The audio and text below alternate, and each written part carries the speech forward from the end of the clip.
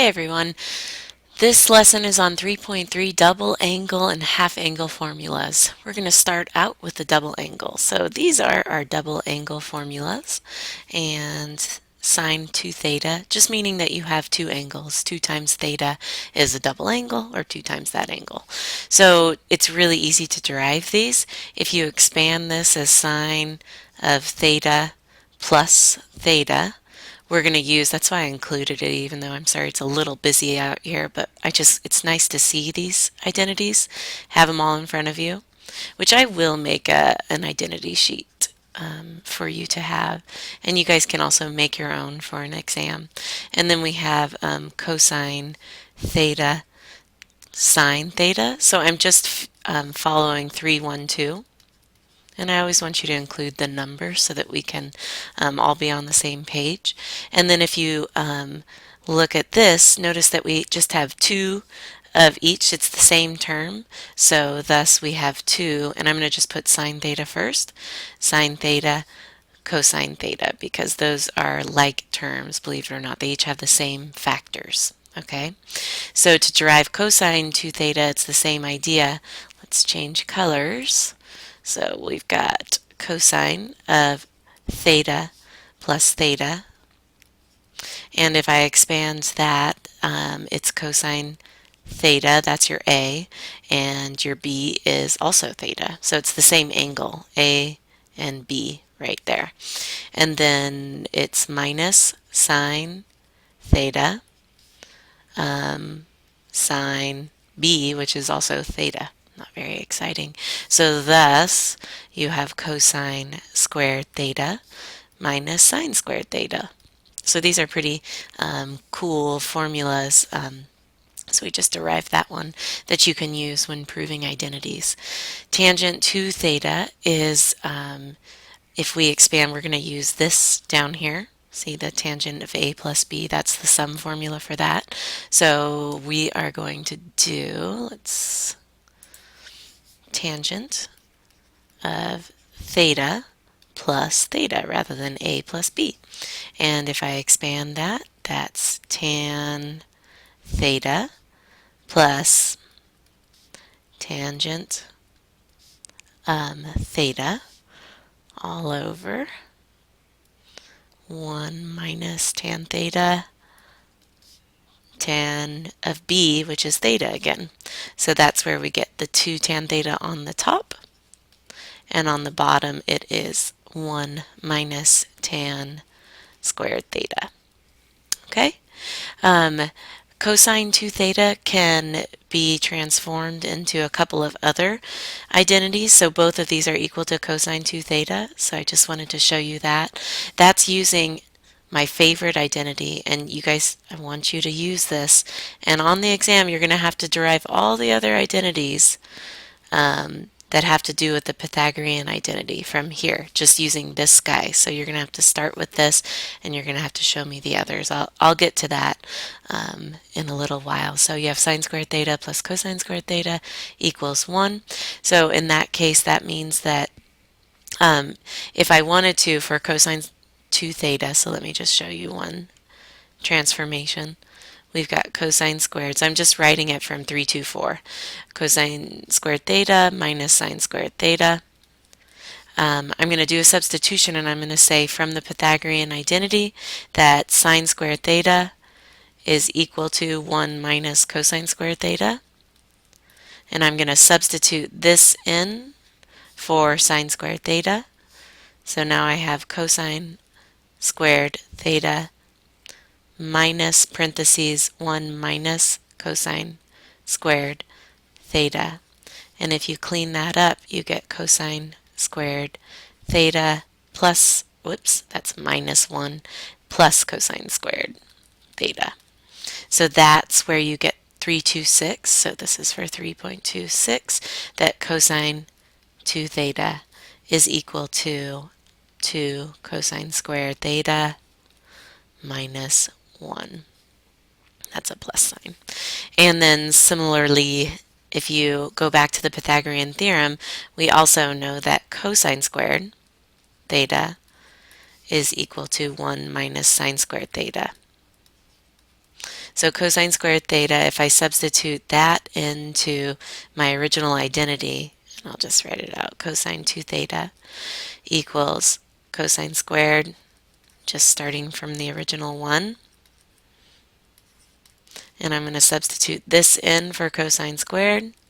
You can see then that you're going to be left with 1 minus 2 sine squared theta once you clean it up.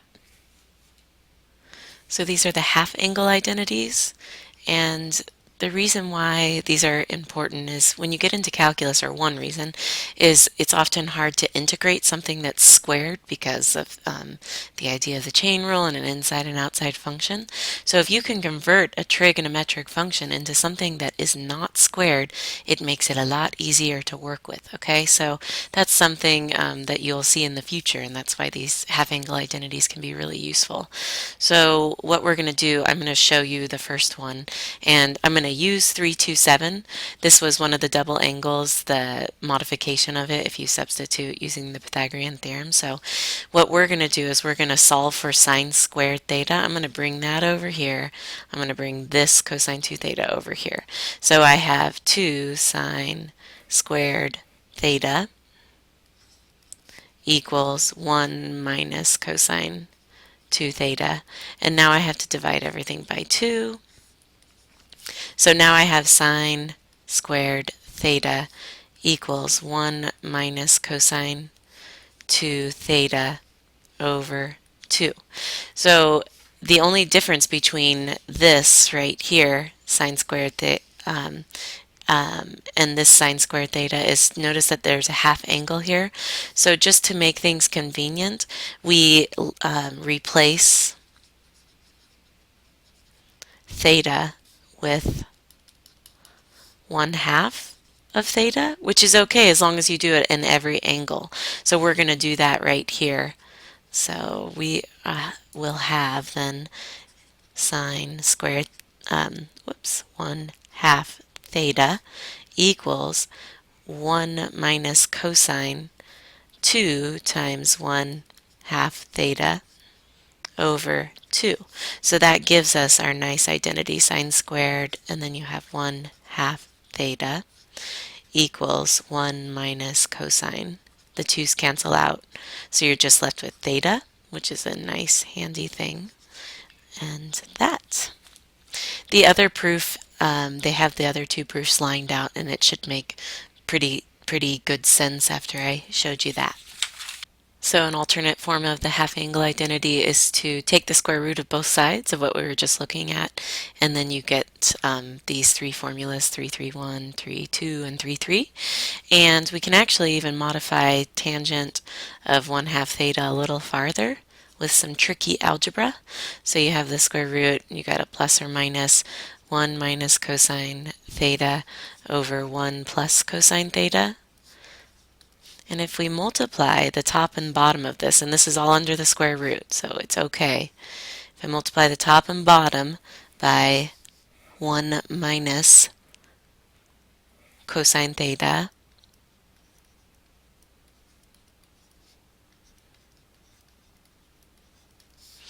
I get, if I have to FOIL this out, the top I'm just going to leave as a perfect square because that is convenient when you're taking the square root. On the bottom, when you do that, it just ends up with 1 minus cosine squared theta. Well, 1 minus cosine squared theta is from the Pythagorean identity. What would that be? Oh, that's sine squared theta. So we have then, that tells me that this is equal to the square root of, and also I'm not carrying my plus or minuses, so plus or minus, parentheses 1 minus cosine theta, quantity squared, so that's a perfect square, so we can take that out of the square root, and I can also take sine squared theta out of the square root. So this simplified would equal plus or minus 1 minus cosine theta over sine theta. Now, it turns out that you don't need the minus. These are always going to be positive. 1 minus cosine theta is going to be greater than or equal to 0. and then you know that tangent, so to think about all the different signs, because it's tangent of 1/2 theta, there's a relationship between tangent of 1/2 theta and sine theta. They will always have the same sign. And you can check a couple of values to prove this, but it'll always be true. So here's some other variations to that. So this is the one that we found, the 1 minus cosine theta and sine theta. And if you actually multiply 334 by 1 plus cosine theta and 1 plus cosine theta on the bottom, you'll get this, and it shows it in the book, so you can see that. And then, of course, the reciprocal, if you look at the reciprocal, you're going to get cotangent. So that would be this, and sorry, we're getting really busy, but that explains 336 right here. So this is all of the identities for 3, 3. So now we're going to get into some practice problems. I'm going to give you a few hints for your assignment because I know getting these identities started is not easy. So I circled the side that you should start with, or I put a box around the side, and it looks like from 1, 3, 5, and 7 start with the left-hand side. Okay, for example 1, and maybe you could pause this because I might go fast so you can write down what you need to. It's similar to example 313, so that's the hint for number 1. So read that example and try to follow that, and you should be fine. For number 3, you're going to use 323, this identity, and 326, okay, and you're going to start with the left-hand side again. The hint for number 5 is to use 318, so that goes back a couple of sections. That's the double angle. Remember, you can write this as tan theta plus theta, and that should help you there. Okay, and then for number 7, this is the trickiest one. You're going to start with the left-hand side. You're going to use 335 to convert this into 335, and then you need everything, once you do that, converted into cosine. Then what you're going to do is you're going to multiply the numerator and the denominator by tan squared theta. You'll be able to factor that. It's a difference of squares on the top, and you have like factors in the numerator and denominator that cancel. So those are my big hints for these identities. And number 9 you should be able to do. They just want you to give an example of a specific angle, so play around with different angles where the identity is not true. All right, so we're going to prove number 2. Tangent of 1/2 theta is equal to cosecant theta minus cotangent theta. Now, I know that the book says start with the hardest side, which you could definitely try to do, but what I'm going to do is I'm actually going to start with the left, and since I gave you guys what side to start on for these identities, you kind of know. But the reason why I'm starting with the left is because I know that there are a bunch of these half angle formulas, and so I'm going to work with these formulas. Now the thing is, with tangent of 1/2 theta, if I use 334, so 3.34, that's equivalent to 1 minus cosine theta over sine theta. This is just some algebra now after this. If I break this up, do you see how sine theta is the common denominator? 1 over sine theta minus cosine theta over sine theta. Now, how would I know how to deal with that? Well, I don't know. When you go here, I selected this particular identity because I see that cosine theta and sine theta, well, that's kind of close to cotangent theta. It's always good to go back to where, to what you're what your goal is, your end result. And then I know that 1 over sine theta is also cosecant. So I'm almost done with this proof because 1 over sine theta is cosecant theta, and cosine theta over sine theta is cotangent theta. Okay, and that's an identity.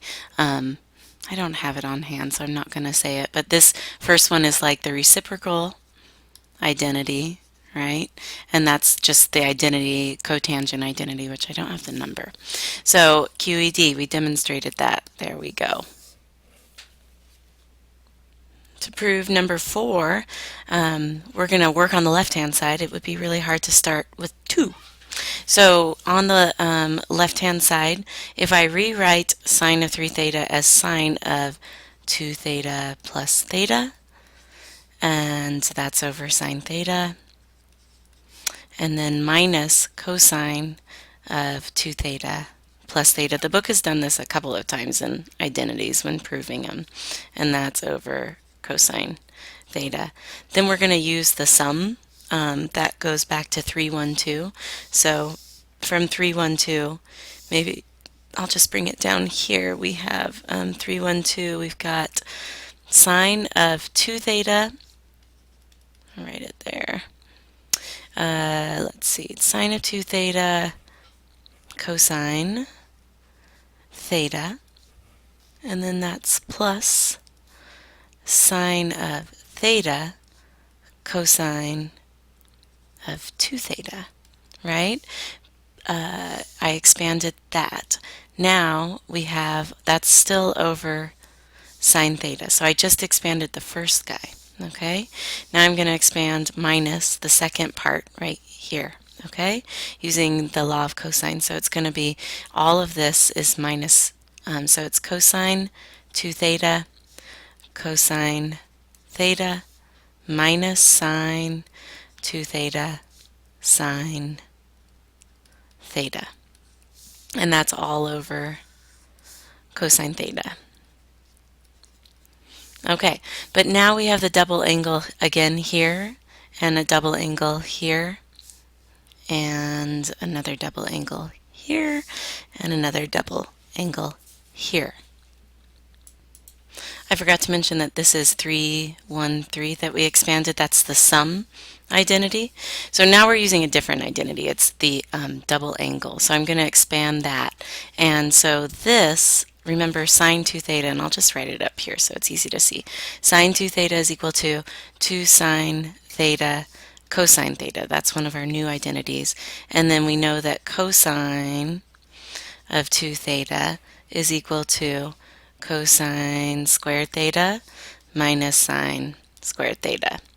Sine, this is 323, and this is 324. Okay, so we have, if I substitute what sine 2 theta is, I've got 2 sine theta cosine theta, and I'll just do one extra step, times the cosine theta that's already here, right? Plus sine theta, and now cosine 2 theta is equivalent to cosine squared theta minus sine squared theta. So we just substituted this and changed it to this identity. That's still all over sine theta. And then we have the minus cosine 2 theta again, so I'm going to put parentheses around it. That would be cosine squared cosine squared theta minus sine squared theta. So that's this right here that I'm putting in for here. And then we have another cosine theta minus, running out of room, sine 2 theta. Okay, so sine 2 theta is minus sine theta cosine theta sine theta from this guy. So this guy is the same as this last sine theta. Sorry, it's getting a little scrunched over there. And that's cosine of theta. Okay, the next step is to kind of clean it up. And if you see in both of these terms, do you see how this actually, this down here would cancel? So I could actually cancel this sine theta with this sine theta and this one. And you can do that as long as every term in the top has a sine theta in common. And then we also have something similar in each term up here.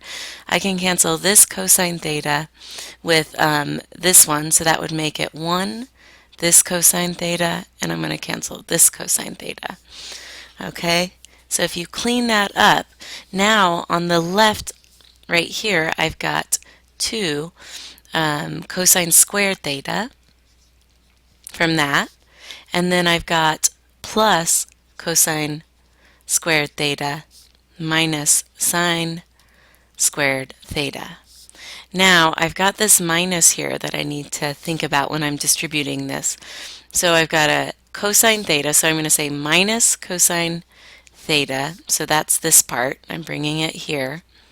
And then I've got minus sine squared theta, but the negative out here has to distribute and change the signs to each of those. So it's going to be plus sine squared theta, and then it ends up being minus, no, plus because of the two negatives. And so that ends up being 2 sine, see how we have a sine theta here and a sine theta there, and the cosine theta went away. So it's plus 2 sine squared theta. So I just did some bad algebra, I just realized. So I'm going to go back because this is a good teachable moment, as they say. When I expanded cosine 2 theta down here, we have cosine squared theta, sine squared theta. I should have put parentheses around that because this cosine theta right here is what I'm going to cancel out. Do you see how this whole thing is just one term right there? So I need to cancel this cosine theta with that cosine theta. And I'm actually left with, then that gives me cosine squared theta there, which is really important because I'm canceling these cosine thetas and then this cosine theta here with this cosine theta on the bottom. And then you're left with the 2 sine squared theta. Okay, so that's pretty important. So, and it's important because you can see that cosine squared theta minus cosine squared theta goes away, and negative sine squared theta and sine squared theta goes away. And what are you left with? 2 cosine squared theta, 2 sine squared theta. Sorry, this proof is getting cramped. So we're going to bring it up to the top here. 2 cosine squared theta plus sine squared theta, because I'm just going to factor out that 2. Now the Pythagorean identity, and I'm just going to say Pythag identity. So now we have 2 times 1, so that's equal to 2. Q, E, D. Okay, so that got a little messy. I'm sorry. It's these identities can get messy. I don't think that you guys have anything uglier than this, and in fact I think they should be a little easier, but I thought I'd show you a hard one to kind of so you have a good example of base. Okay, so this is the last identity that I'm going to prove for this lesson. I'm going to start with the left-hand side. So here we go. We have cosine squared of psi over cosine squared of theta. And what I'm going to do over on the side is I'm going to say, okay, we're just going to say let psi equal 1 half your angle, some angle A. Okay, and we're going to say let theta equal some other angle, 1 half this angle B. Now A and B just represent something else, and this will come in handy because when I use this formula, which I pulled up here, 329, I have to have the half of an angle. So I'm going to start off in this case. So I'm going to convert this now. So I have cosine squared of 1 half A over cosine squared of 1 half B. All right, so now if I expand using this identity 329, that just tells me that it's going to be on the top 1 plus cosine of 1 half A, because that's my angle, not 1 half A, it's just A. So this is a big deal. If you have 1 half of theta, what goes in here is just that. One, not the 1 half, but the other part. So it's just 1 plus cosine A over 2 all over, and we're going to do 3.29 again. It's the same thing, but now it's going to be in terms of B. So it's 1 plus, because we're converting this guy down here.